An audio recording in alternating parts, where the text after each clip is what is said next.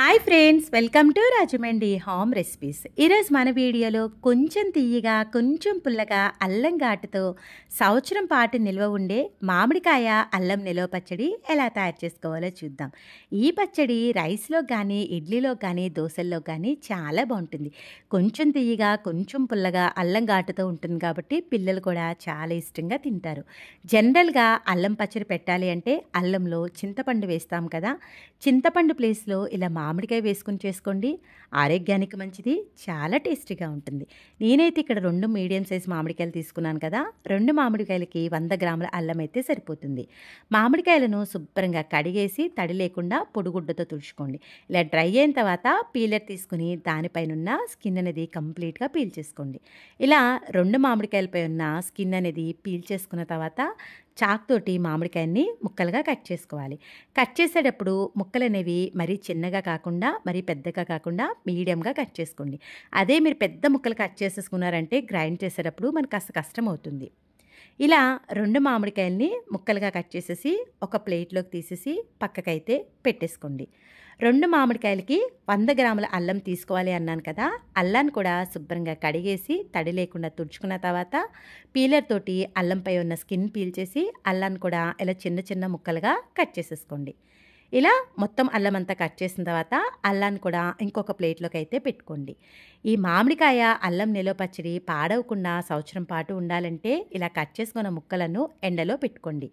బాగా ఎండ ఉంటే కనుక 2 గంటలు పెట్టండి. ఎండ కనుక తక్కువ ఉంటే కనుక 4 గంటల దాకా ఎండబెట్టుకోవాలి. ఇలా ఎండిన తర్వాత చూడండి, మనకి ఇదైతే ఎండింది కానీ మాయిశ్చరైజ్ అయితే పోలేదు. ఇలా ఉంటేనే పచ్చడి అనేది బాగుంటుంది. అలానే అల్లం కూడా ఎండిపోయింది కదా, ఇలా ఉండాలి మనకి. మరి పూర్తిగా ఎండిపోకూడదు, కొంచెం మాయిశ్చరైజర్ ఉండేటట్టుగా ఎండబెట్టుకోండి. ఇప్పుడైతే మనం ఎండబెట్టుకున్న అల్లం ముక్కలు 1 కప్పు నిండా తీసుకున్నాం. దాన్ని బట్టే మిగిలిన కొలతలు అనేవి ఉంటాయి. మామిడికాయ ముక్కలు కొలుచుకున్నా పర్వాలేదండి, కొలుచుకోపోయినా పర్వాలేదు. నాకైతే ఈ కప్తో 3 కప్పుల దాకా వచ్చాయి. మనకి అల్లం కొలతే ఇంపార్టెంట్. అల్లము 1 కప్పు నిండా తీసుకున్నారంటే ఆ కప్తోనే మిగిలిన కొలతలు అనేవి వేసుకోవాలి. 1 కప్పు నిండా అల్లం కొలిచిన కప్పుతోటే పచ్చికారం తీసుకోండి. నేనైతే 3 మ్యాంగో మిర్చి కారం తీసుకుంటున్నా. పచ్చళ్ళకి ఎప్పుడైనా కూడా ఉప్పు తగ్గించే వేసుకోవాలండి, సరిపోకపోతే మళ్ళీ వేసుకోవచ్చు. 1/4 కప్ దాకా అదే కప్తో సాల్ట్ అనేది యాడ్ చేసుకోండి. ఏ కప్తో అయితే అల్లం కొలుచుకున్నారో అదే కప్ తోటి తురుము పెట్టుకున్న బెల్లాన్ని 2 కప్పులు వేసుకోండి. 100 గ్రాముల అల్లానికి 200 గ్రాముల బెల్లం ఖచ్చితంగా పడుతుందండి. అప్పుడే పచ్చడి అనేది రుచిగా ఉంటుంది. మళ్ళీ చెప్తున్నాను చూడండి, అల్లం కొలిచిన కప్పుతోటే 1 కప్పు నిండా కారం, 1/4 కప్ దాకా సాల్ట్, 2 కప్పుల దాకా బెల్లం తీసుకుంటే సరిపోతుంది. ప్యాన్లోకి 2 స్పూన్ల దాకా ధనియాలు, 1 స్పూన్ దాకా జీలకర్ర, 1/2 స్పూన్ దాకా మెంతులు వేసి ఫ్లేమ్ని లో ఫ్లేమ్లో పెట్టుకుని దోరగా వేయించేసుకోవాలి. ఈ ధనియాలు జీలకర్రని లో ఫ్లేమ్లో పెట్టుకుని దోరగా వేయించిన తర్వాత స్టవ్ ఆఫ్ చేసేసి పూర్తిగా చల్లారిన తర్వాత మిక్సీ జార్లో వేసుకుని మూత పెట్టేసి గ్రైండ్ చేసేసుకోండి. చూడండి, ఈ విధంగా పౌడర్లా రెడీ అయింది కదా. ఇప్పుడు దీంట్లోకి ఎండబెట్టుకున్న అల్లం ముక్కలను వేసుకోండి. అల్లంతో పాటు మీరు మామిడికాయ ముక్కలను కూడా వేసి గ్రైండ్ చేశారు అంటే అల్లం అనేది అక్కడక్కడ పీసెస్లో ఉండిపోతుంది. అందుకనే ముందు ఓన్లీ అల్లాన్ని మాత్రమే గ్రైండ్ చేయండి. అల్లం అనేది చక్కగా ఫైన్గా గ్రైండ్ అయిపోయింది చూడండి. ఇప్పుడు దీంట్లోకి ఎండబెట్టుకున్న మామిడికాయ ముక్కలు అనేవి వేసుకోవాలి. మామిడికాయ ముక్కలు కాస్త ఎక్కువగా ఉన్నాయి కాబట్టి ముందైతే కొద్దిగా ముక్కలు వేసి కోర్స్గా గ్రైండ్ చేస్తున్నా. ఇలా గ్రైండ్ చేసిన తర్వాత స్పూన్ తోటి ఒకసారి అడిగనించి కలిపేసుకొని మిగిలిన మామిడికాయ ముక్కలు కూడా వేసుకొని మరొకసారి అయితే గ్రైండ్ చేసేసుకోండి. ఇలా అల్లం మామిడికాయ పేస్ట్ని అయితే రెడీ చేసుకోవాలి. మనం ఒక మీడియం సైజ్ వెల్లుల్లిపాయను తీసుకొని ఒలిచిపెట్టుకుని దీంట్లోకి స్పూన్ తోటి కలుపుకున్న తర్వాత ఒలిచిపెట్టుకున్న వెల్లుల్లిపాయలు కూడా మరొకసారి వేసేసుకొని స్మూత్గా పేస్ట్ లాగా గ్రైండ్ చేసేసుకోవాలి. చూడండి, మామిడికాయ అల్లం పేస్ట్ అయితే రెడీ అయిపోయింది. ఈ విధంగా ఫైన్గా పేస్ట్లు అయితే రెడీ అయిపోవాలి. దీన్నైతే పక్కకు పెట్టేసేయండి. మనం ముందుగా బేషన్లోకి కారం, ఉప్పు, బెల్లం వేసాం కదా, ఇదంతా ఈవెన్గా కలిసేలాగా బాగా కలిపేసుకోండి. మనం చేత్తో కలిపేలా అయితే చెయ్యి అనేది తడి లేకుండా చూసుకోండి, లేదంటే ఇలా గరిటతో కలుపుకున్నా కూడా పర్వాలేదు. అంతా బాగా కలిసింది కదా. మనం స్మూత్గా గ్రైండ్ చేసి పెట్టుకున్న అల్లం మామిడి పేస్ట్ని కూడా వేసేసుకోండి. వేసేసుకొని ఈ కారం అంతా కూడా ఈ పేస్ట్కి బాగా పట్టేలాగా కలిపేసుకోవాలి. మీరు చేత్తో కలుపుకున్నా లేదంటే గరిటతో కలుపుకున్నా అంతా ఈవెన్గా బాగా కలిసేలాగా కలుపుకోవాలి.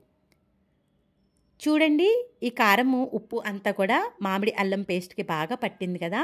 ఇలా కలిపిన తర్వాత మనకి అక్కడక్కడ బెల్లం ముక్కలైతే ఉండిపోతాయి. దానికోసం ఈ పచ్చడిని మరొకసారైతే గ్రైండ్ చేసుకోవాలి. ఇలా మీరు ఎక్కువ క్వాంటిటీలో అయితే గనక 2, 3 బ్యాచెస్‌గా వేసుకొని గ్రైండ్ చేసుకున్నారంటే చక్కగా గ్రైండ్ అయిపోతుంది. నేనైతే ముందు కొద్దిగా వేసుకొని గ్రైండ్ చేసుకుంటున్నాను. చూడండి, ఇలా స్మూత్‌గా గ్రైండ్ చేసేసుకోవాలి. ఎక్కడ కూడా మనకి బెల్లం ముక్కలు లేకుండా ఇలా స్మూత్‌గా గ్రైండ్ చేయండి. చూడండి, పేస్ట్ అయితే రెడీ అయిపోయింది. ఇలా రెడీ అయిపోయిన ఈ పేస్ట్‌ని ఒక బౌల్లోకి అయితే తీసేసుకోవాలి.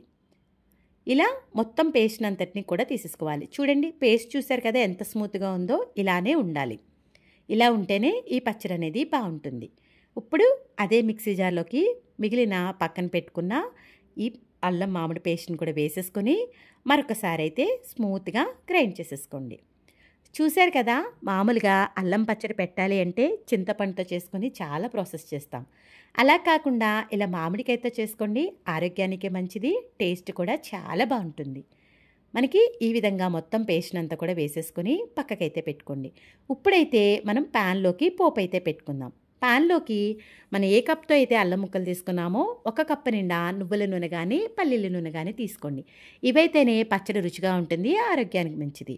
ఆయిల్ హీట్ అయిన తర్వాత 1 స్పూన్ దాకా ఆవాలు, 1 స్పూన్ దాకా జీలకర్ర, ఒలిచి పెట్టుకున్న వెల్లుల్లిపాయలు, క్లీన్ చేసి పెట్టుకున్న కరివేపాకు, 3 లేదా 4 ఎండుమిర్చిని తుంచి వేసుకోండి. ఫ్లేమ్ని లో ఫ్లేమ్లో పెట్టుకుని పోపుని మాడకుండా ఫ్రై చేసుకోవాలి. చూశారు కదా, ఇది చక్కగా వేగిపోయింది కదా! స్టవ్ ఆఫ్ చేసేసి పూర్తిగా చల్లారిన తర్వాత మాత్రమే పచ్చళ్ళలో వేసుకోవాలి. ఇలా కంప్లీట్‌గా చల్లారిన తర్వాత పక్కన పెట్టుకున్న పచ్చళ్ళలోకి వేసుకొని అడుగు నుంచి అంతా కూడా ఈవెన్‌గా కలిసేలాగా కలిపేసుకోండి. ఏ పచ్చళ్ళన్నా నిల్వ ఉండాలంటే అది మునిగేంత వరకు ఆయిల్ ఉండాలి, సరిపడినంత ఉప్పు ఉండాలి. అప్పుడే పచ్చళ్ళు సంవత్సరమైనా పాడవకుండా ఉంటాయి. ఇలా మిక్స్ చేసిన తర్వాత ఉప్పు, కారం అనేది ఒక్కసారి చెక్ చేయండి. ఏమైనా తక్కువైతే గనక యాడ్ చేసుకోండి. నాకైతే గనక అన్నీ పర్ఫెక్ట్‌గా సరిపోయినాయి. చూశారు కదా, మామిడికాయ అల్లం నిలవ పచ్చడి తయారు చేయడం ఎంత ఈజీయో. మనం తయారు చేసేటప్పుడు మన చెయ్యి కానీ గరిటె కానీ యూస్ చేసే వెజల్స్ కానీ ఎక్కడ కూడా తడి లేకుండా చూసుకోవడం చాలా ఇంపార్టెంట్. అప్పుడే పచ్చడి సంవత్సరమైనా పాడవకుండా ఉంటుంది. చూడండి, ఎంతో టేస్టీగా ఉండే మామిడి అల్లం నిలవ పచ్చడి అయితే రెడీ అయిపోయింది. మామిడికాయతో అల్లం నిలవ పచ్చడి ఇంత ఈజీ అనిపించిందా? వీడియో నచ్చిందా? ఒక్క లైక్ ఇవ్వండి. మీరిచ్చే లైక్ వల్ల మన వీడియో ఇలాంటి మరికొంతమందికి అయితే రికమెండ్ అవుతుంది. ఇలా తయారు చేసుకున్న పచ్చడిని ఏదైనా గాజు సీసాలో పెట్టుకొని మూత పెట్టుకున్నారు అంటే సంవత్సరమైనా కూడా పాడవకుండా ఉంటుంది. ఇంకెందుకు ఆలస్యం, మామిడికాయల సీజన్ వచ్చేసింది కదా!